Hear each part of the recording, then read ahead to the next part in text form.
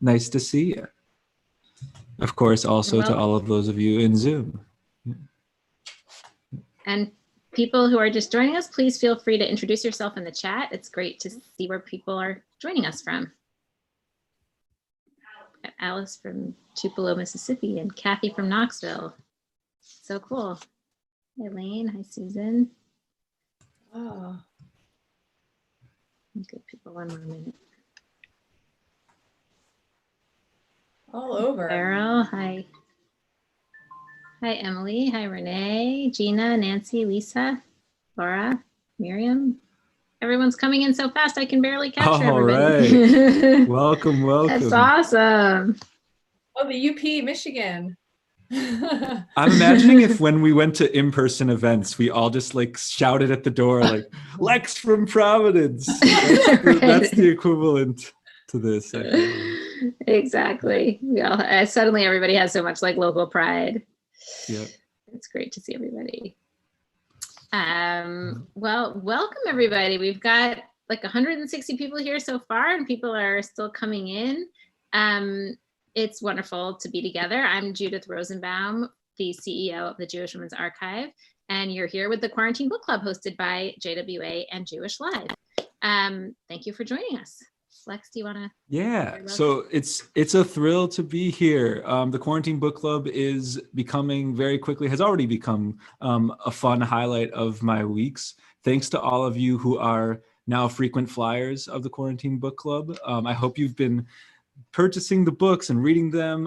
We've got an incredible, I don't know if you call this episode, conversation, video, whatever this is, it's going to be an incredible one tonight with Anna Solomon on Book of V. As a reminder, Jewish Live is an organization, a project that launched just a couple months ago, and we just topped 20 weekly programs that we offer, with this one being one of them, the Quarantine Book Club. But if you're curious to find out what other weekly programs Jewish Live is offering for you to engage in as we are all in this challenging moment of COVID-19, you can check all those programs out at jewishlive.org/on-demand. We've got programs pretty much every day of the week, multiple on some days of the week, and it's really been a joy to just participate myself as a listener and learner. So we hope that you will tune in. But now I'm going to pass back to JWA and Judith Rosenbaum for an awesome conversation tonight.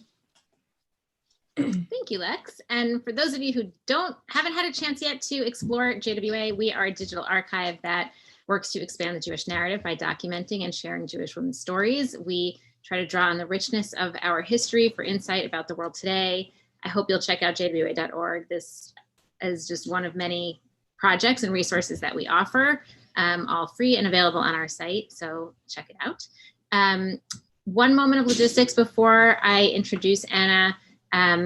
We would love for people to introduce themselves in the chat box, as you can see, and also please ask your questions in the chat box, and I will get to them in the course of our conversation. I'll weave them in. So I'd love to hear, and I know Anna would too, love to hear your questions. And we look forward to including your voices in the conversation, even though we are not able to include your actual voice or face, but I love the intimacy that we've been able to create together nonetheless. So I am delighted to introduce Anna Solomon, who is the author of 3 novels, all excellent: The Book of V, which we'll be talking about tonight, Leaving Lucy Pear, and The Little Bride. She's also a 2-time winner of the Pushcart Prize, and her short fiction and essays and reviews have appeared in the New York Times Magazine and Plowshares and many other places, too long to list. She's co-editor with Eleanor Henderson of Labor Day, True Birth Stories by Today's Best Women Writers. And she's a graduate of Brown University and the Iowa Writers Workshop, and teaches writing at many places, including Barnard and the Warren Wilson's MFA program in creative writing. Anna usually lives in Brooklyn, but right now she and her family are sheltering in Gloucester, where she grew up. So that's where she joins us from tonight. So welcome, Anna. Thank you. Thank you so much for having me. This is really an honor to be here. And thank you to Jewish Live. Thank you to the Jewish Women's Archive. I've used the Jewish Women's Archive with all of my books at this point in the research process. So I really am just incredibly grateful for the resources that you guys provide. Wonderful. Yeah. And I've loved your books, but that's been an added pleasure of reading your books, is finding the little hints of things where I'm like, hey, I know where that came from. Yeah. So the Book of V, which just came out last week, so I have to admit I only finished reading it the beginning of this week, and I just loved it. It is an exploration, a rewriting of the Book of Esther. So let's start there. Why the Book of Esther? How did you come to this particular project? So I have always been fascinated since I was a little girl with sort of the mystery of what happened to Vashti. That it was just this sort of blank spot, this absence, if you will, in the Purim story. And I was sort of fascinated by how she seemed to be, she was always portrayed as, clearly she was bad, but it was not clear to me exactly what made her bad. And Esther was good. Esther was clearly the heroine. She was the one we were supposed to dress up as girls. And I just wanted to know more about her. And so this book began as sort of an exploration in that direction. And it became much bigger than that in the sense that I decided to play with, I decided that I really wanted to explore not just one timeline, but to really look at how women's lives have and have not changed over time, and the ways in which the stories we tell about women's lives have and have not changed, and how those stories shape us. And so I decided to really get playful with this and sort of put my Vashti character, transpose her, if you will, sort of into 1970s Washington, D.C., to have an Esther type character, a second wife in contemporary Brooklyn. And then to also be telling the story in ancient Persia of really how the Book of Esther came to be. To be clear, not sort of the definitive version, because nobody knows, but my own imagined version. And which one did you start writing of those three narratives? I started with Vivian Barr in 1973, Washington, D.C. She, who is my Vashti, the book of V, there are all these different V's. There is Vashti, there is Vivian, and there's also a Vera. But she goes by V as in VEE, that's her nickname. And so that's where I started writing. And why Watergate? Why that particular setting? And maybe this is a good time to read a little bit of how you set the stage for V. Okay, so let me read. This is going to be, I'm going to read very briefly, I should say, to everybody. Go ahead, Judith. Did you? No, go. Want to add something? I was just going to say, okay. unless you wanted to say something about Watergate first, but I think read first, I think. Okay. Yeah. So I mean, I think everybody here who's familiar with the Book of Esther, and this isn't something I've been reading a lot because some people need a little bit of a primer to that. I was going to assume that most people in this audience know the basics of the Book of Esther, so I'm kind of going to go ahead. But you'll feel here, you may not know the language, which is something that I didn't necessarily know until I went back to the text itself. But in these opening lines, very much sort of mimicking the language from the opening of the Book of Esther. And this is the first chapter that we meet V in, and it's called Royal Preparations. And yeah, I think I'll just read it and then I'll talk a little bit about it. But you can just pay attention to sort of what might feel familiar to you. Yeah. It happened in the days of Nixon. That Nixon who presided over 50 states from the Florida Keys to the Aleutian Islands. In those days, in the 5th year of Nixon's reign, when the scandal that would undo him was erupting in Washington and beyond, a great unspoken license was given to any official who was not he. A veil of distraction fell over the capital's swampy fortress, and a lustiness took hold, an appetite for drink and women uncommon even among that time and people. It followed that a banquet of minor scandals, insults, and crimes was enjoyed in the townhouses of powerful men. There were floor-to-ceiling drapes of heavy velvet, and there were couches of Italian leather on sheepskin rugs. The wine glasses were nearly invisible, the lowballs weighty as a man's fist. The rule for drinking was drink. Among these men was one, Senator Alexander Kent of Rhode Island, who gave no fewer than 5 parties in 1 month, displaying his home, his wife, and his good taste in Scotch. To the 5th party, which would be his last for a very long time, Senator Kent invited not only those colleagues and donors he counted among his friends, but also one man who was obscure in the capital, but famous in Rhode Island for the suitcase manufacturing empire his family had built. He invited this man to address a quickly spreading rumor he hoped to learn was untrue, that Suitcase Man was planning to endorse Kent's opponent in the following year's election. And so to the fifth party, the senator added a live band, Rhode Island scallops and little neck clams on the half shell, as well as a conceptual twist. A second concurrent party upstairs for the women only. You probably recognize this. His reasoning, as he told it to his wife, was that such an arrangement would feel at once traditional yet fresh, old yet new, comfortable yet enticing, and would give him a chance to talk plainly to Suitcase Man. His other reasoning he did not tell his wife. It happened that once upon another time, he had known Suitcase Man's wife. Senator Kent's wife, V, born Vivian Barr, daughter of the late Senator Barr of Massachusetts and granddaughter to Governor Fitz of Connecticut, as well as great-granddaughter to a soft-spoken but effective suffragette, all of whom, though dead, would be helping to pay for the party, protested. Weren't separate events antithetical to the spirit of the Equal Rights Amendment, which Rhode Island ratified 1 year ago and which Senator Kent claims in his official platform to support? A sound enough question. The senator had responded by giving her a foot massage, a rare offering, and V had yielded. And so in the year 1973, on the second day of November, a day as mild as June, Senator Kent returns from his affairs of state to find the house crawling with caterers and cleaners, bartenders and a flower arranger, and deeper still, in the kitchen, all the old noble townhouses of Georgetown had their kitchens in the deep, dark backs, his wife on her hands and knees, working at a spill with a ragged beach towel. So I'll stop there, but that's where we meet V, who becomes one of the main characters of the book. Great. And I love how you have all the details of Washington in the language of, the setting the stage with the language of the Book of Esther itself. Yeah, that was really fun to play with. And I mean, that's not how the book doesn't continue with sort of like biblical cadence in that way, but I wanted to establish it and play with it in that way. Right, and draw that parallel, which comes across very well right there. You start that story and you have a sense of who V is going to be. So you're waiting for her downfall. Yeah. So why put her story in the 70s and in the Watergate era?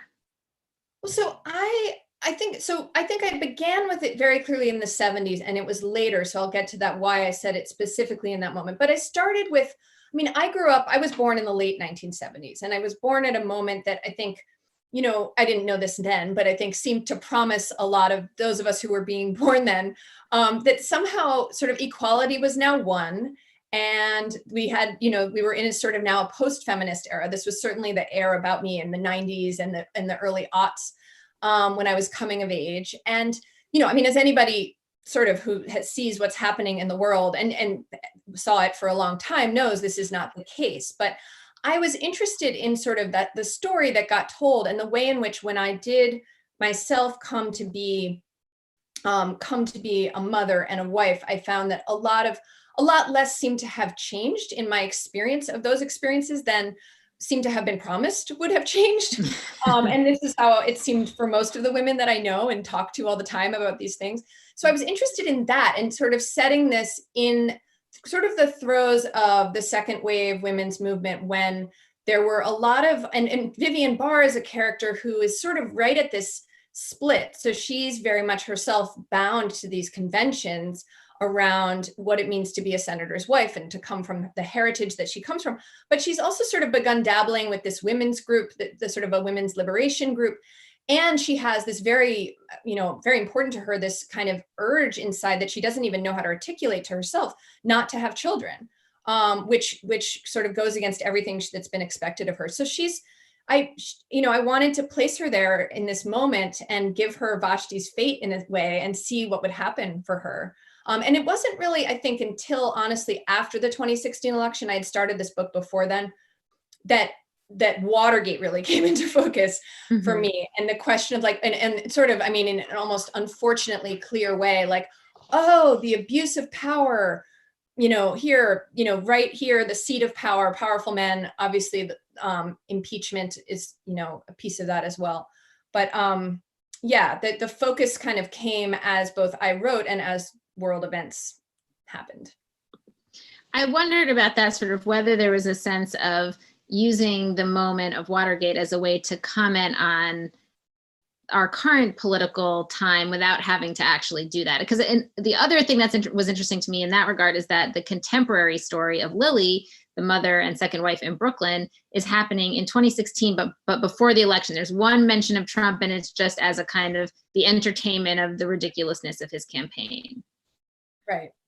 Yeah, I mean, I think it was important to me that the reader would experience the characters then experience their naivete and have a distance from it in that way. In the same way, I was thinking it's a very, very different book, but that amazing book by Jesmyn Ward called Salvage the Bones about Hurricane Katrina. And as you read it, you know right where they're heading and they don't.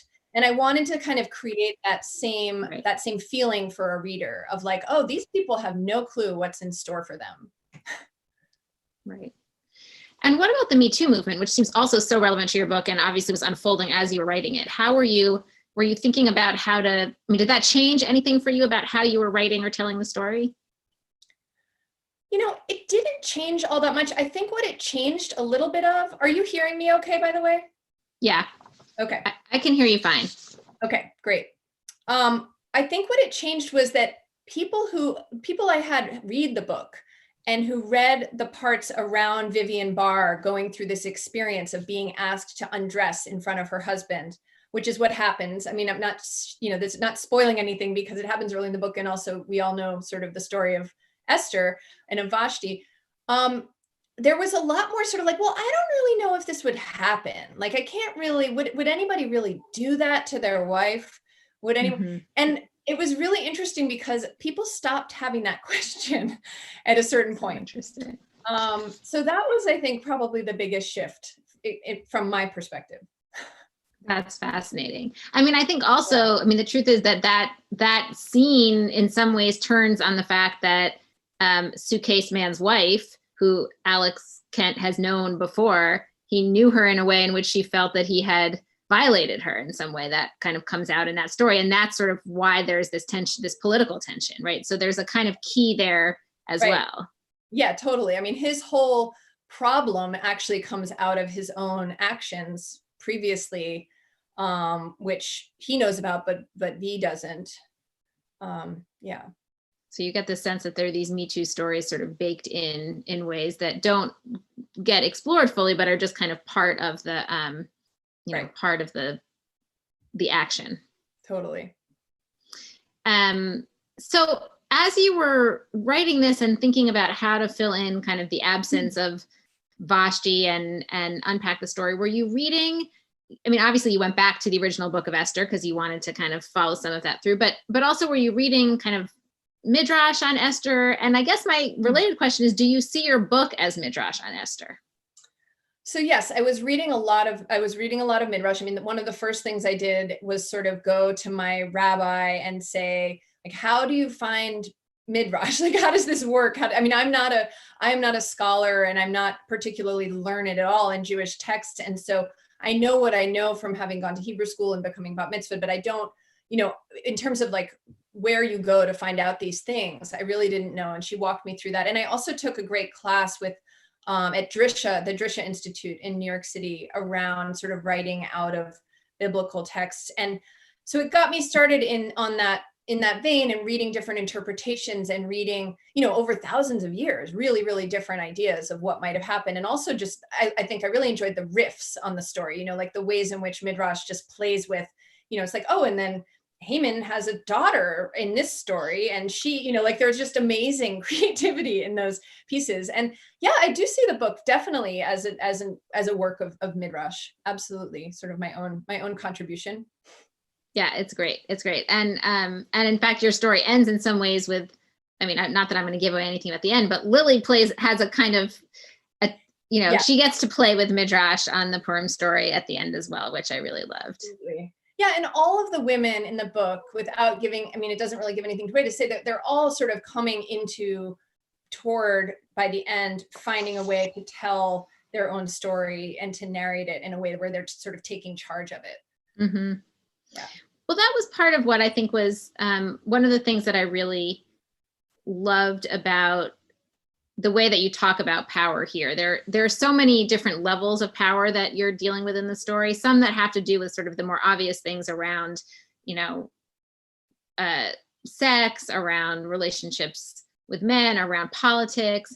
But there are also kind of ways that shame figures in there, or that the kind of gap in expectations. Like one of the lines about the figure of Lily that I love so much is that I think is sort of towards the beginning of meeting Lily, is she says, or you say of her, Lily has not become the type of woman she was supposed to be. And I just love that, because I feel like who doesn't feel like in some ways there's some gap between who they thought they were going to be and the life that they're actually living. And I think that's true of all the main characters. They're sort of looking at their lives and being like, how exactly did I end up here? So, I think that sort of that question around how do you, like, what agency do you have to fill that gap, I guess is what I'm saying, and sort of where does storytelling fit into that? Right. Yeah, I think that really is the journey that they're all on, right? They're like, wait a second, I was told a story of who I would be, and it doesn't turn out to be the story that I'm living. And that feels, there is shame in that gap, like you're describing. There's a feeling of like, what's wrong with me? And what they're seeking to do is figure out how to live their life in a way that feels true to them, and sort of integrate themselves with a story that actually reflects the reality. And I think that's, as a writer, I love this because it sort of, highlights just the power that stories do have over us, right? Like what the stories that we read, the stories that we see, the images that we see, the ways in which we all know this, right? This is how we come to understand ourselves and our place in the world. And if those, often when those don't match up with what we're actually experiencing, there's a tremendous, I think, loss in that. And I think it can lead to a lot of shame. But I think also there's a way. Sorry, go ahead. I feel like we have a slight lapse in timing. I was just going to say, and in the inverse, just to leave it in a more hopeful place, there's a power that comes with claiming one's own story and sort of being forthright, I think, with oneself about what that story is. Yeah. Right. But I think too often that's sort of presented as like fully, like only empowering to be able to write your own story or make your own choices or whatever. And part of what I really appreciated is that you showed also the vulnerability that comes with that. And there was a place when Lily's talking about her mother and kind of the realization she has about her mother, about her realizing that her mother had to kind of assemble herself and therefore felt fragile in some ways. And I love that so much, because I think, like, of course, there is something amazing about assembling yourself, right? It's an act of kind of self-creation, but also recognizing that means that, you might be a little rickety or whatever goes along with the act of self-assemblage. Right. Totally. And also, I think that the people that we've watched, right, whether they're our mothers or they're storytellers or they're celebrities or whoever, that they, that recognition of, like, you see them as sort of this monument, as a finished person, and in the recognition that they are in fact assembled, right, and still in the act of assembly, there is, I think, a lot of, there is a lot of vulnerability in that. But I also think this sort of opportunity for tenderness toward those people and toward oneself. Yes, it's so relevant in this age of, social media and fake booking. I feel like I'm constantly saying to my kids, like, don't compare your insides to someone else's outsides. But it is hard to remember even for grownups. Totally. And I think that gets at another piece that I really appreciated that you kind of explored, which is about power as it relates to women's relationships to other women. And both in terms of friendship, in terms of competition, in terms of, there's consciousness raising groups here, there's a harem. Were you trying, was that part of your kind of equation of figuring out the power dynamics here? Oh yeah, absolutely. The book is so much, and it's interesting. I've been reading a lot from this one section of Lily early on, and someone was pointing out to me how many times I use the word group and tribe in this scene. It's like a scene of a sewing party, but the women here, the book is very much about the ways in which women build our friendships with each other, love each other, connect with each other, compete with each other, judge each other. And I see it as sort of an arc toward an opening toward each other, toward like those softer places. But also sort of really a reckoning with the ways in which it's just built, like in which we're taught, partly in the stories that we're told, like good, bad, wanton, virtuous, that there are types of women. And so what type of women will I be? And there's a line in the book, I think we talked about this, that, the type of woman she imagined herself becoming does not exist. That line, and that's been a line that's been striking a chord for a lot of readers, I think, because it really gets at that core sort of project of the book and of what I was trying to explore. And in this, you just remind me of it when you were talking about fake book. I just wanted to mention, because I don't know if I told you about this, but I've been actually, along with publishing this book, I had started sort of in this vein, this Instagram called Unkempt that collects photographs of women's spaces. This is now, like, people are constantly submitting photos to me in like what they really look like, women's domestic spaces, like not curated and tidied up for social media, not going in the Real Simple magazine, but like after your kids have been running around the living room for half an hour, or, like whatever it is. And so that's been a real joy, because people have taken so much comfort in it. Like constantly hearing from people like, this just makes me feel so much better about myself. So that, I think, is like, a sort of manifestation of what I'm talking about. Yeah. Oh my gosh. I definitely want to follow that. And I have plenty of things to submit to that too. I posted on Instagram the other day a picture of what was left when my dog decided to eat a copy of the New Yorker while I was on the phone, which was happening in front of me. I was on a work call, and just sort of made the calculation like, well, I need to be on this call, so I'm just going to allow this complete destroying of the New Yorker. I looked to see what issue it was. It was from December. I figured that was my fault for not having read the December issue yet. that was the enactment of my shame, was that it was going to be destroyed by the dog. But and there was just like paper everywhere, and I was like, yep, this is what it looks like when I'm done with a meeting. We have some good questions here that I'd love to draw in. On the topic of Midrash, Harriet is interested in knowing about sort of how you related to feminist Midrash versus more traditional Midrash, and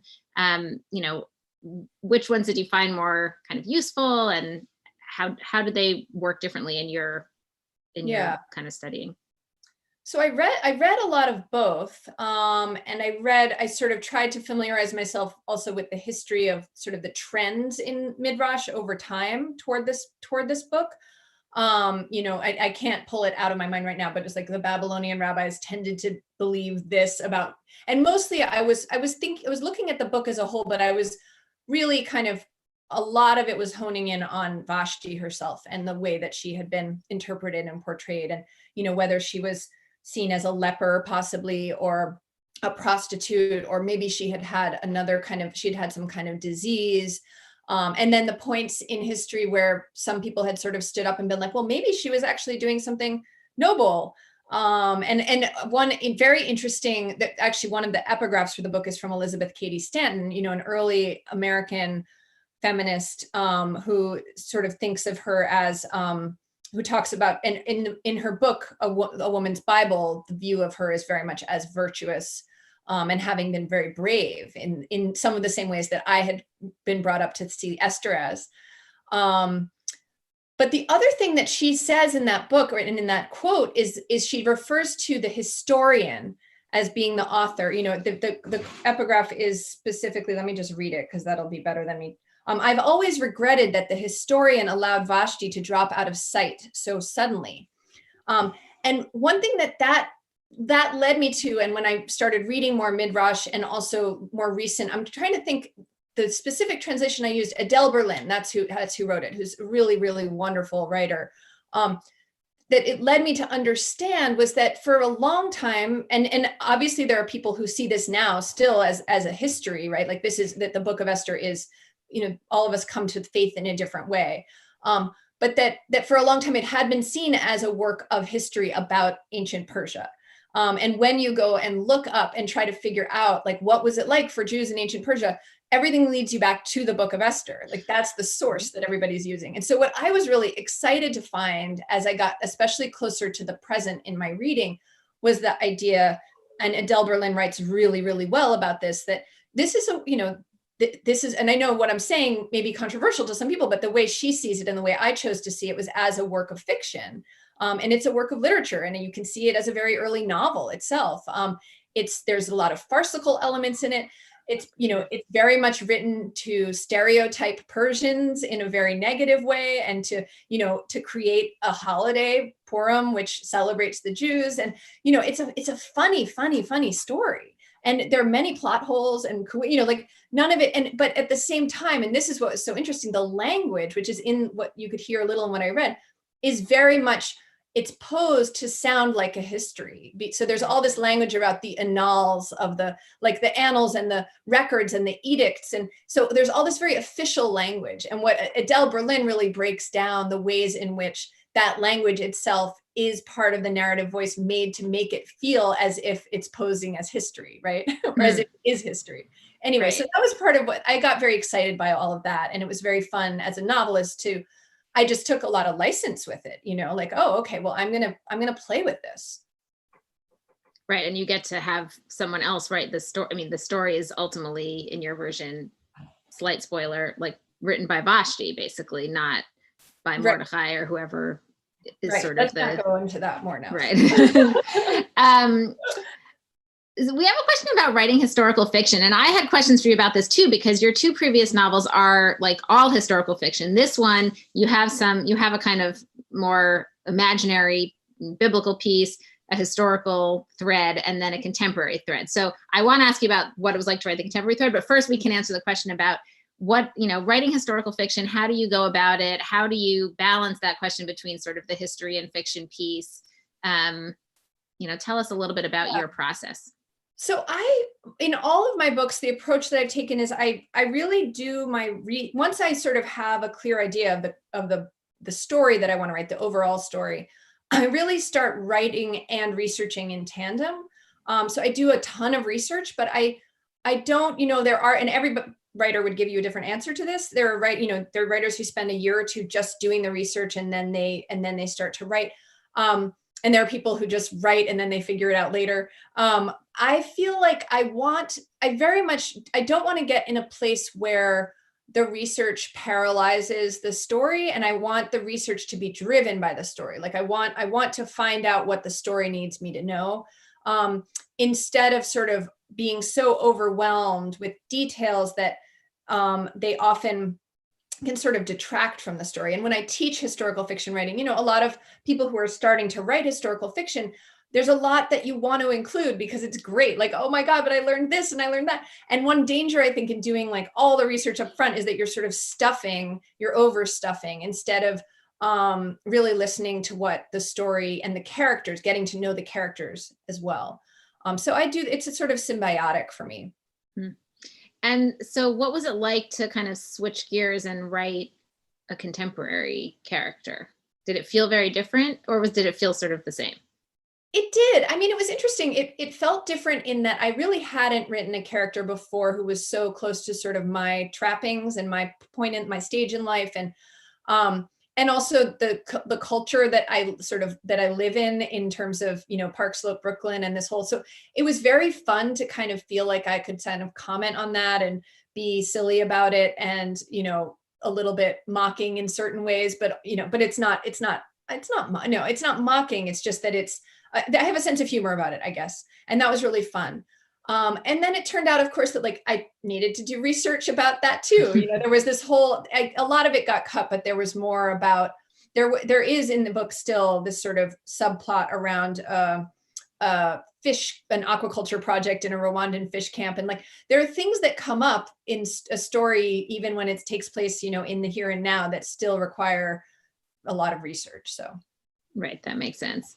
I appreciated that the Lily character didn't feel like a caricature, which I think is very easy to do when writing about mothers in Brooklyn. Yeah. And I feel like I've read a lot of novels that have characters that are sort of the same general biography as Lily, and some of the same themes around, you know, being sort of like the choices that I've made and how do I really feel about them. But often it feels like it's at the expense of the character, or the character is somehow mocked in a way or not taken seriously in a way that maybe has to do more with, maybe does have to do with that exactly what you're writing about, that sense of like shame and how much you can take yourself seriously. But I loved that Lily didn't feel that way. Yeah. And, you know, felt like someone who was a more fully fleshed out, who you could, you know, who wasn't perfect and you could see her flaws, but you also, you weren't meant to laugh at her. Totally. No, I'm glad that you said that. I mean, I want her to be, I mean, all my characters, like, you know, they're all flawed, and I want you to be able to see that, but still have this fundamental deep respect for them, as, you know, that the reader feels toward them, and is not in some way sort of above them, but really with them. Yeah. Do you want to read a little piece of Lily? Sure. Yeah. I'll read like even just a little paragraph here just to give a flavor. This is early on in the book, and I think gives a little bit of a flavor of her with the, well, you'll see her daughters have been, so she has decided kind of against her will, but that she's going to learn to sew costumes for her daughters for the holiday of Purim. And her daughters have been obsessed with this children's version of the Book of Esther that her mother gave to them. And she is so tired of reading this book to them on a number of levels that the day before she actually like threw it out, the day before this scene. So this is, again, it's just a paragraph. And one of her daughters here you'll see is June. Lily finds June standing on the couch, holding the Book of Esther above her head like a trophy. Lily snatches the book away. Her attempt the previous night to throw it out was thwarted by the building's porter, who, having found it in the trash, knocked on their door this morning, cheerful, in his blue jumpsuit. "One of your girls make a mistake."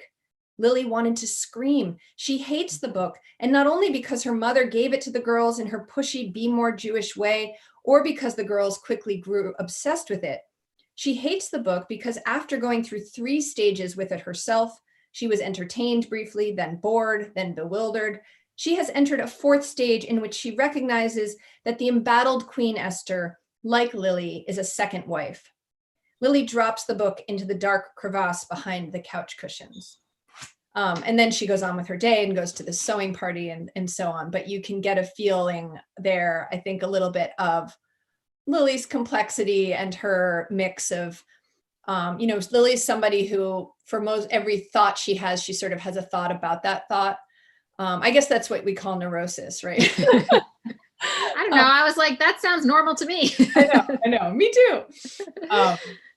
I thought it was funny though that she sort of hates the story of Esther, because I wondered if that was like your, you know, sort of alter ego that's like, oh, I'm kind of starting to hate this story, but I'm committed to writing this book, so now I have to live with the story of Esther for so long, even though it is bewildering and maddening in some ways. Yeah, no, I didn't feel that way about writing this book. I actually loved writing this book, but I did feel that way about the children's version of the Book of Esther that we got in our household. Which mostly just because I thought that I understood the Book of Esther. And then I was like, this makes no sense. And like for, you know, just among the many, you know, it's like, oh, Ahasuerus seems really innocent, but like he told him to kill the Jews, but now he seems to not know that he did. Like, what's going, there's like so much in the book that makes no sense at all. And so, yeah, I did find it like, just, oh my God. And then I was like, all right, I'm going to go in here and find out what's what, or create what's what. Yeah, it is an interesting thing. I feel like actually, at least at my synagogue, it feels like the celebration of Purim has actually like really changed since the Me Too movement. It's like all of a sudden people noticed what the story was actually about and were like, oh, this isn't funny, you know? And we actually have started having a talk before the Megillah reading that's like about, you know, women and violence and stuff like that. So it's been a very interesting kind of reframe that I think sort of the context suddenly help people see it differently. Absolutely. Yeah. I've been talking with various people about that too. I think it is time to have new conversations about it. Yeah. Did this project whet your appetite for writing more biblical stories? I see that Penny is suggesting that you write a book on Hagar as your next project.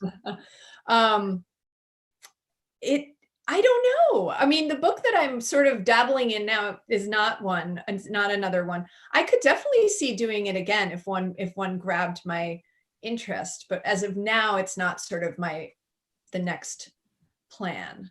What are you working on now? Hagar is an Are we amazing character that I have a lot of questions about. That she is definitely another one of The those. novel about Hagar? Maybe I should write that novel.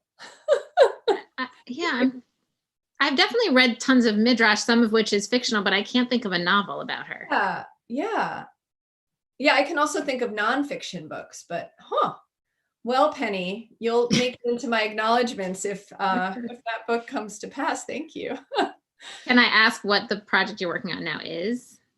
I mean, you can. I don't. It's so nascent that I can't really speak of it, except that it's actually also about sort of a woman from real from the news from about 20 years ago who sort of has disappeared, and I'm interested in writing about her a few years from now, sort of telling the story of where she's gone. So I guess maybe I'm writing the same book again. Interesting. But I think it'll be very different. And we have a question about, again, on the kind of historical novelist piece. Do you have particular influences or muses that turned you onto the genre or inspire you to write historical fiction? I probably shouldn't say this. I'm not a huge reader of historical fiction. I mean, I do read it, and there are some books that I love. I think maybe my favorite book of historical fiction is The Known World by Edward P. Jones. Amazing book set during in the South around Black slaves and Black slave owners. And it's an incredibly sort of kaleidoscopic, incredible book.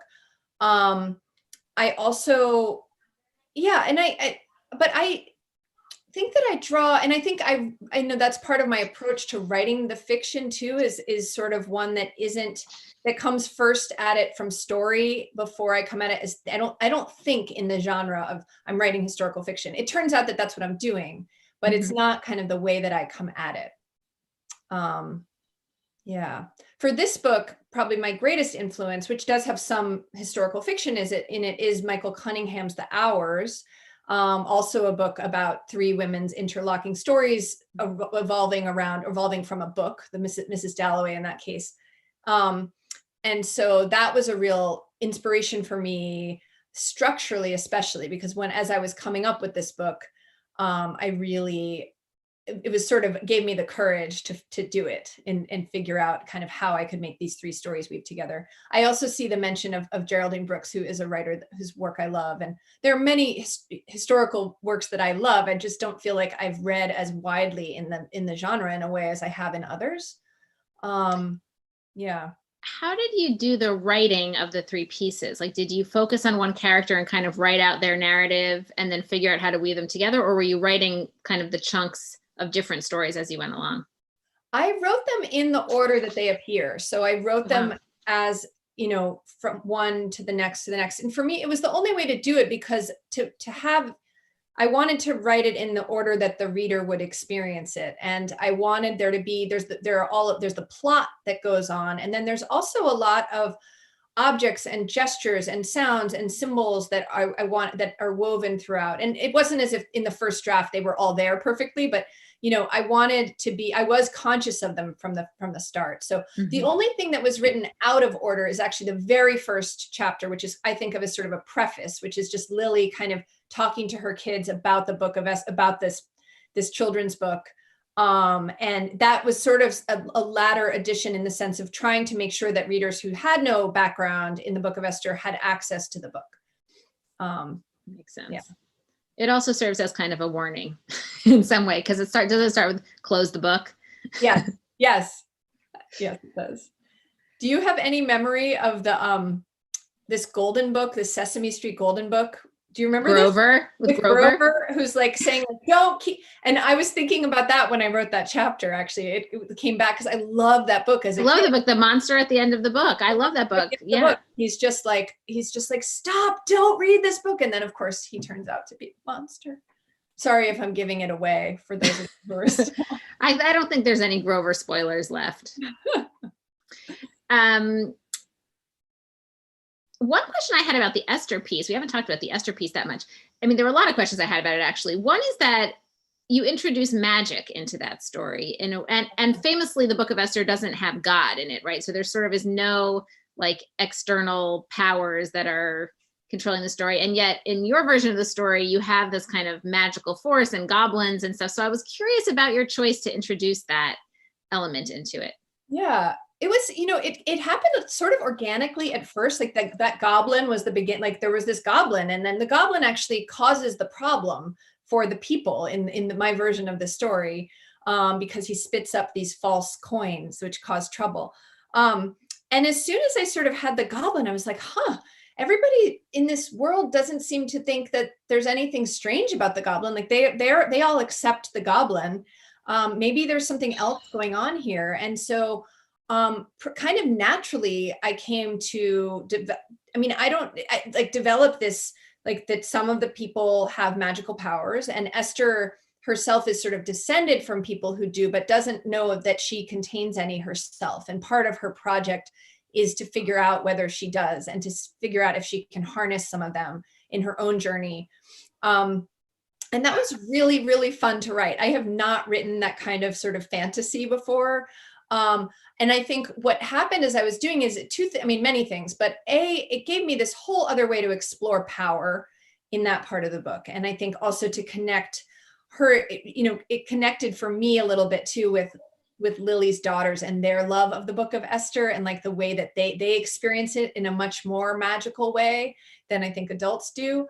And it also was a real signal. I wanted to make it very clear to my readers that I was not trying to create a sort of definitive, like, I'm going to tell you what really happened in ancient Persia now. So it was an urge toward that kind of playfulness and to kind of stake that ground out and establish the terms of the story.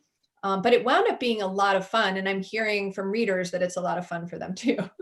Yeah, I really enjoyed that, because it did just give it a different, I don't even know what the right word is, but it instead of sort of waiting for the story to unfold, you have this sense of like, there's a certain force to it, or I don't really have the right words for it. But it also made me wonder, as I was reading other parts of the book, I was wondering if that was going to appear in some way. So like in one scene with V, where she comes across this guy in the woods, I was sort of like, is this guy real? Is there going to be some kind of like strange fantasy element here?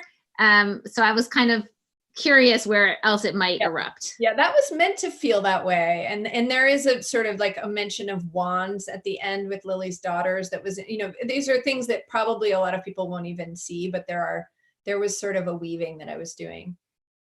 So one of the things that doesn't show up in the book of Esther, the Esther part as you rewrite it, is one of the things that I think of as being kind of the centerpiece of the traditional Book of Esther, which is that it's kind of a coming out story, right? It's like the story of Esther revealing herself to be a Jew.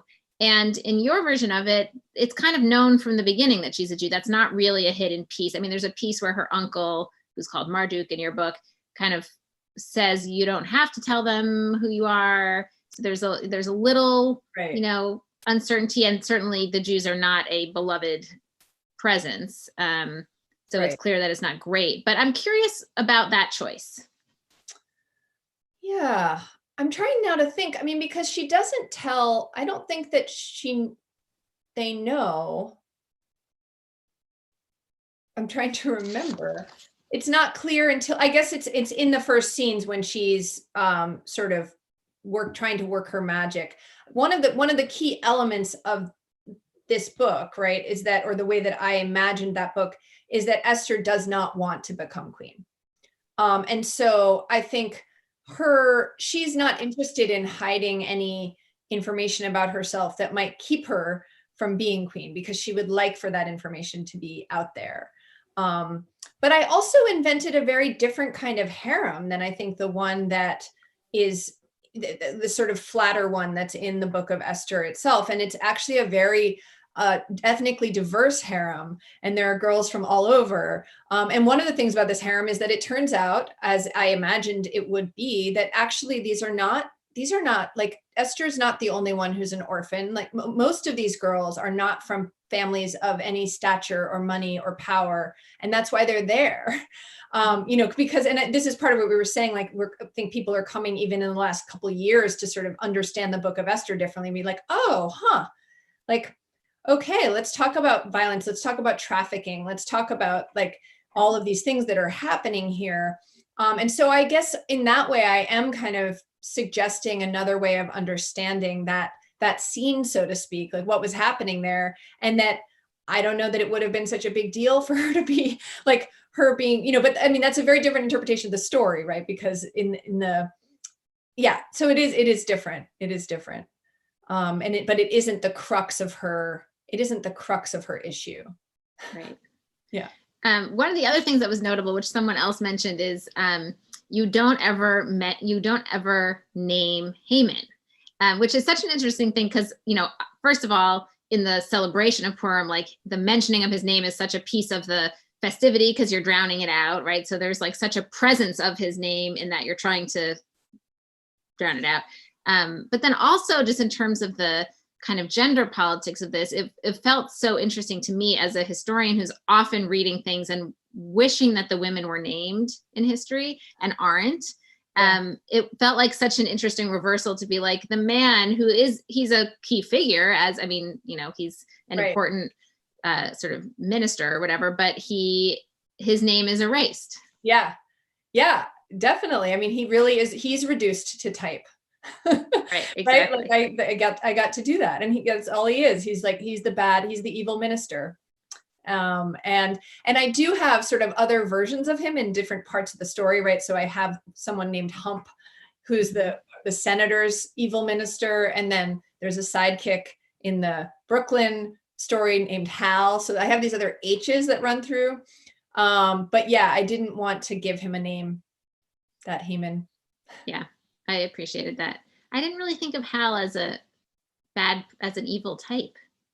No, he's a tricky one. Yeah. He's definitely not evil in that way. Although there was this sort of whole other plot that I had to just cut out that did where there was sort of a descending on his part into another level of evilness. But interesting. Yeah, that is a whole other thing I don't think about, all the things left on the cutting room floor that could be part of the story that the reader never gets to know about. Yeah, so much. So one of the things that really caught my ear sort of at the end of the book, as we're hearing from Vashti, and we know that Vashti is kind of preparing to tell the story. And she says, I think she says this, or at least I am remembering this, saying something about thinking about how to tell the story that they needed to hear so it's not going to be the story of what actually happened. It's going to be the version that the Jews need to hear. So that just sort of from the, perspective of the, kind of unreliable narrator, just made me think about your project of writing and sort of how were you thinking about what is the story that the reader needs to hear? Were you thinking about like, what is the story that I need to hear, that I need to tell?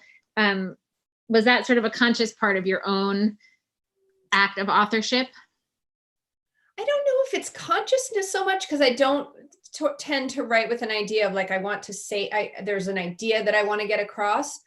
But I do think that so it comes out through the characters, through the fiction. But I do think that the project was one of, I think, sort of saying to readers, like, look at how complex and rich and contradictory women's lives and experiences are, and let's could we move toward a place where we are less, again, I think I was saying this earlier, but like less judgmental and less because I think part of this, the whole 70s thing is that conflict that I was talking about before, is the idea that even in our liberalism and in our sort of progressivism, there can be a lot of intolerance. There can be a lot of narrowness. Lily feels judged by her mother for making the choice to stay at home with her kids. Other women, as we know, like feel judged if they don't breastfeed, or if they do, or, what could we see a way forward where we see ourselves, whatever choices we're making, as being united. I think that's sort of a central question of the book. Mm-hmm. Yeah, that's really interesting. We have a question from Emily who wants to know the name of the translated version of Esther that you used. Is it JPS? Is that right? By Adele Berlin. I can share it with you, and we can share. Pictured. It's my big green hardbound book, but I think it's I want to say JPS commentary, translated by Adele Berlin. Okay, we can look that up. And also we'll put in the chat the link for how you buy the Book of V, which I hope everyone will do. You can, of course, get it on Amazon where all things are available, or you can get it on Bookshop, which if you haven't heard of Bookshop yet, folks, it is a way to order books online through independent bookstores. You can even have it be ordered directly from your own local independent bookstore. So that's a great way to support local communities at this time when they are really struggling. It's funny to be reading this book. I was saying this at the very beginning before we started. It's funny to be reading this book, not as we're heading into Purim, but as we're heading into Shavuot. But I am anticipating that your book will have a whole new round of exciting programs to be done next March. When people are preparing for Purim. I think that's probably true. Yeah. And the Jewish Book Council does their events, and I think a lot will happen closer to that. Maybe there will be a paperback by then, or close to one. And yeah, I think there will be a lot to talk about around Purim. And can you tell us a little bit, we have some questions about some of your other books. Do you want to tell us just a little? I know we've mentioned them, but let's give a tiny taste of what else people can read from you.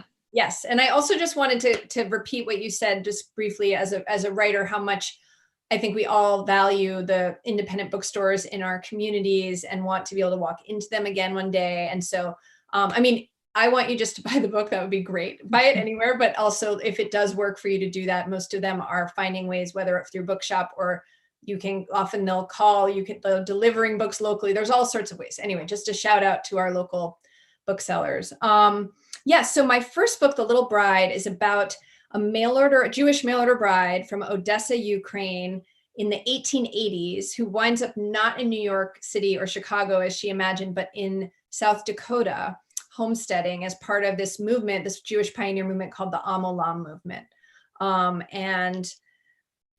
She winds up married to a man who's much older than her, and she falls in love with one of his sons. There's the nugget. I still remember how to talk about that book. That's good. Almost 10 years now. And then my second book, Leaving Lucy Pear, is set on Cape Ann, which is where I am now, Cape Ann, Massachusetts, in the 1920s, and is about a mother, an abandoned baby, and sort of the woman who abandoned her, and then the woman who has raised her. She was abandoned by a young sort of socialite Jewish woman from or teenager really from Boston, and she's been raised in a large Irish Catholic family in Gloucester. So love it if people would check those out too. Yeah, absolutely. And at JWA you can find stories of some of those actual homesteaders, Jewish homesteaders, in places you would not expect Jews to be, and they're fascinating stories. Really fascinating. Yeah, I love the stories that kind of upend our expectations about where Jews lived and what Jewish communities and families look like. And we try to do a lot of kind of expanding people's notions beyond the particular kind of stereotypes. But it's great when you get these nuggets where you're like, what? I did not hear this story growing up. Yeah. And why is that? Well, thank you so much, Anna, for being with us tonight, for sharing the story and your process a little bit. And I know that for those of us who've already read the book, it's really exciting to get to talk to you about it. And I know that this has whet the appetite of many more who will buy the book now. So it is really wonderful to be in conversation with you again. And we look forward when you have your, no pressure, but when we will look forward to having another conversation with you about your future writing too. Okay. Thank you so much for this. This was really, really a pleasure. Thank you. It was really fun. And I hope for all of you who have joined us today that you enjoyed this. It is recorded. You'll be able to find it on our site, along with all the other meetings of the Quarantine Book Club. And I hope that you'll join us next week, same time, same place, for what I have come to think of as our version, JWA's version of Must See TV. for a conversation with the poet Rachel Zucker, which will be really wonderful. And then the following week, I'm very excited to say that we are going to have a special program on Wednesday, May 27th, Wednesday because Thursday night is Shavuot. At 8 p.m. on Wednesday, May 27th, we are going to be having a panel discussion about the new TV show, Mrs. America, which shares some of the same themes. It's about the fight for and against the ERA, sort of focusing on the Phyllis Schlafly story and all of the feminists who were fighting against her, many of whom are Jewish. So stay tuned for that. We have a great lineup of people to talk about that. It's an opportunity to revisit those moments of the 70s and the promise and the peril that lurked beneath the surface. And then in June, we're going to be piloting a new series on Jewish women in history, which is called Leading Through Crisis and Change, Jewish Women at the Turn of the Century. So stay tuned for that too. And then after that, we will have many more, I hope, meetings of the Quarantine Book Club. This has become such a great anchor to my week, and I hope to your weeks as well. So thank you so much for being with us. Stay healthy, everybody. Stay safe. A good night. And I will look forward to seeing you next week.